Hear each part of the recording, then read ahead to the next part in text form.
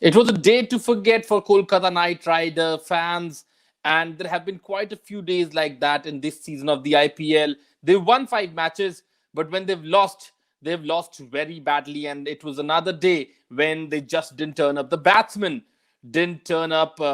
84 runs is what they managed against the RCB, and it was chased down in just 13.2 or 3 overs by RCB, who have now moved on to 14 points, level on points with the Delhi Capitals, and threatening to take over the top position. We'll discuss about that match, and of course the upcoming match, which is between Rajasthan Royals and Sunrisers Hyderabad, which is a key clash because both these teams are looking to topple KKR, who are stuck on 10 points for that final place to make it through to the playoffs. My name is Arnab, and joining me is my colleague Rasesh Mandani.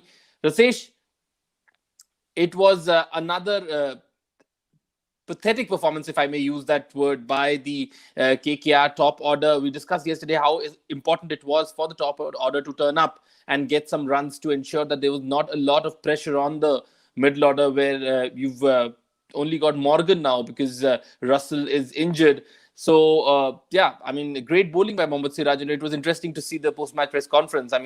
Sometimes you just have to keep things very simple, like Siraj did. Just bowled an upright seam and kept it right outside the off stump in that channel and got those wickets. Yes, there's a bit of a KKR fan in you, and it shows, Arnab. And I'm sure that it would have hurt a lot of Kolkata Knight Riders fans as well. It's Pujo time, and KKR is not giving its fans any reasons to celebrate in this festive season. And this sort of a performance, when you really shouldn't be handing out easy victories to your opposition, would be quite heartbreaking for the dressing room, because look, there's been too much of disruption in the dressing room as well, changing captain midway, some of their key players injured, no Russell available, and then they decided not to bring in Sunil Narine as well, and then to come up with this sort of performance. There's going to be this one match in the tournament where we'll see such low totals. But it wasn't a turner. It wasn't a green wicket. It was a wicket which was slightly responsive when we expect one of these wickets in this stage of the tournament, with the wicket slowing down. And Kolkata Knight Riders batsmen just did turn up. So the very poor performance. It really didn't matter who the playing 11 was, because the batsmen simply closed the match, and it was just a case for RCB to chase the total down, which they did it quite easily. Very strong regional bias there, Rasesh. Just because I'm a Bengali, you pointed that out. Pointed out that no, I'm picking up from your talk. I am an out and out Delhiite. I'm a born and brought up Delhiite, and I support Delhi Capitals, and this could just be our year. So yeah. There's a lot of domestic issues going on right now because my wife is a KKR supporter. So yeah, I'm dealing with a lot of problems there. But yeah. So you wouldn't mind a KKR? You wouldn't want a KKR versus DC final? I don't want a KKR versus DC final. No, never in my life would I want that. But yeah. But problems for KKR for sure. They need to put their house in order. And Morgan, who's just taken over captaincy midway through the season, the results have not been going his way, and on top of that, important player like Russell not firing and then now not available. What do you think KKR needs to do from here on? I suppose they will try and forget this match.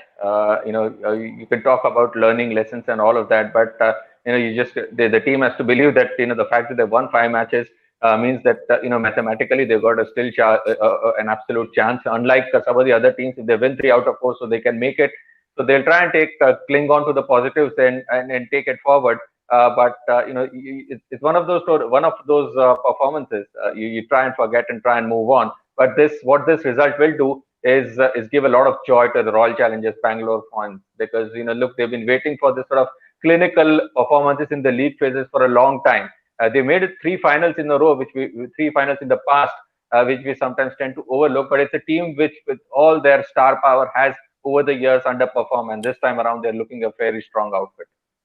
Yes, the problem with RCB also on a seasonal basis is that either they are really good or they're just not there. So that's the frustrating part of being an RCB fan. But this team now getting together really well. Chris Morris's impact has actually shown in the bowling department. Not only has he performed well, he's rallied the other fast bowlers, the Indian fast bowlers, who are now performing really well. And of course, the batting looks healthy, in the pink of its health, with Kohli, Finch, Padikkal. Even in a small chase, Padikkal and Finch actually got going.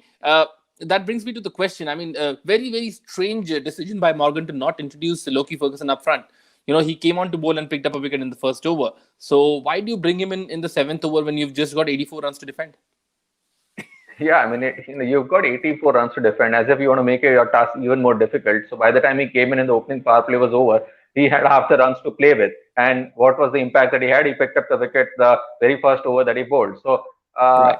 quite, sort of strange decision making from someone of Owen Morgan's experience as well. It's almost as if they were sort of uncomfortable of bowling him in the opening power play. I mean, even that, close shout, which wasn't referred. I mean, they didn't opt for a DRS.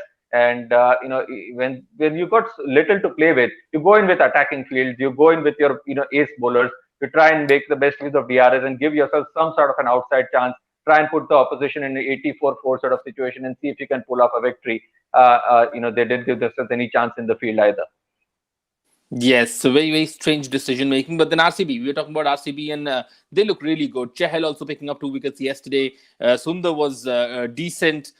Morris, might not have picked up the wickets, but then he was very tight up front and picked up a single wicket. And of course, Siraj becoming the first bowler to actually bowl 2 maiden overs in a single IPL match.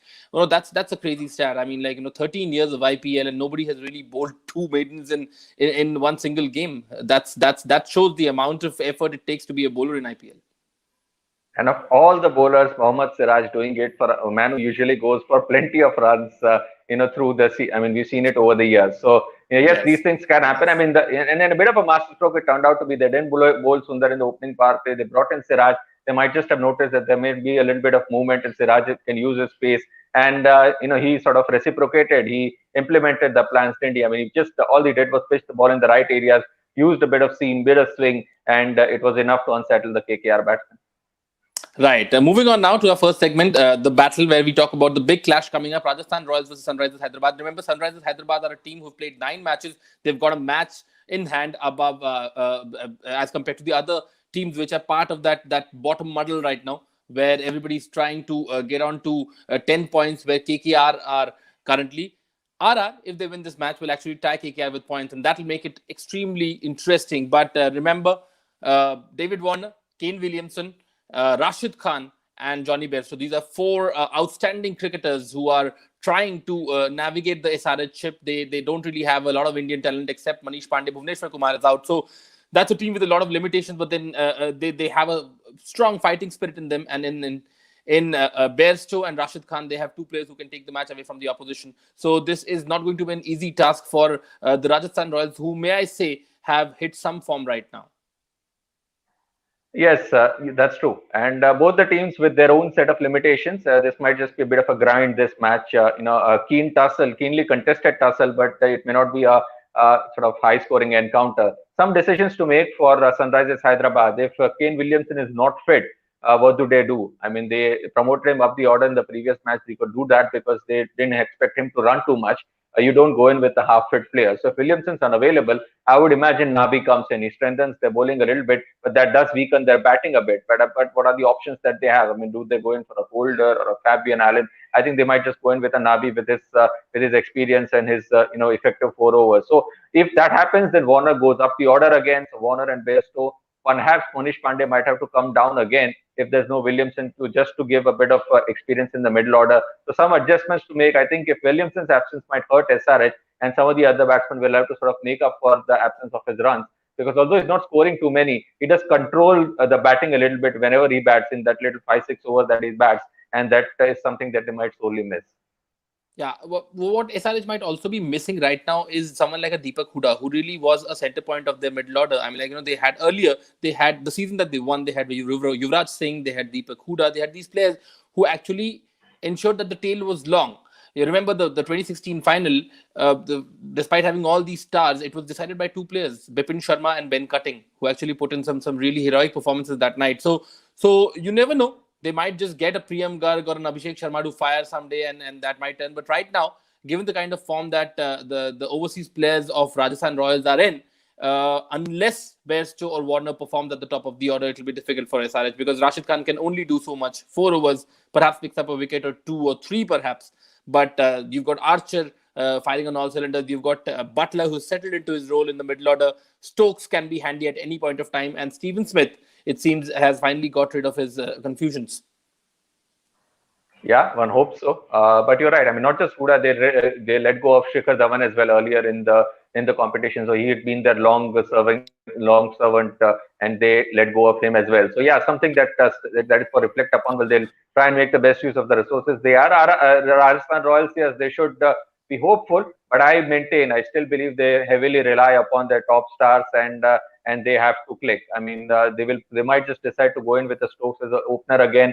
They were looking quite pleased with the way Butler got those runs in the middle overs.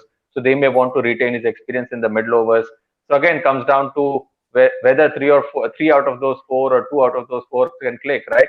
One of Samson, Smith, Stokes, Butler. If two or three of them click, then Rajasthan Royals look a very different outfit. Otherwise, they will leave too much to do for the bowlers. Right. Quickly then, moving on to the trump card of the match. And Rasesh, you have picked Jofra Archer.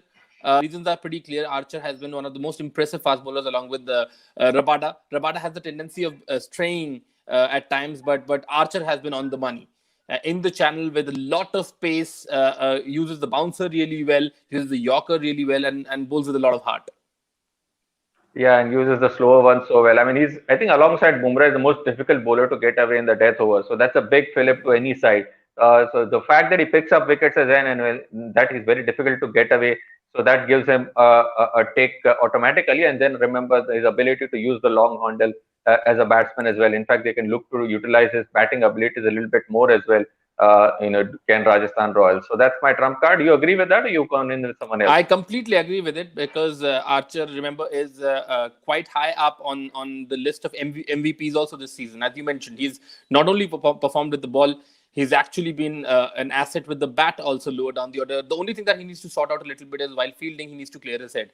Dropped quite a few sitters this season, let go of a few boundaries. So when he's on the field, perhaps he needs to put his mind on the field and not on Twitter maybe. But yeah, otherwise, perhaps the best performer in terms of the high value overseas players that Rajasthan Royals have this season. And Archer could once again be the man to look out for in this match. Rashid Khan remains my trump card because he's the lone bowler from the SRH unit who can actually create some damage. And RR, despite, as you mentioned, all the batsmen being in form, they have that tendency of falling like 9 pins when they fall.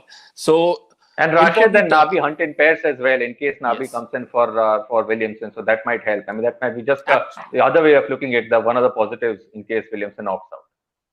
In case Williamson opts out, and that'll be an important point to look out for. All right, battle for the playoffs is hotting up, and you keep watching Battleground T20. We'll try and bring in all the analysis possible from every match, and look forward to the matches that are coming up. Thank you very much for watching.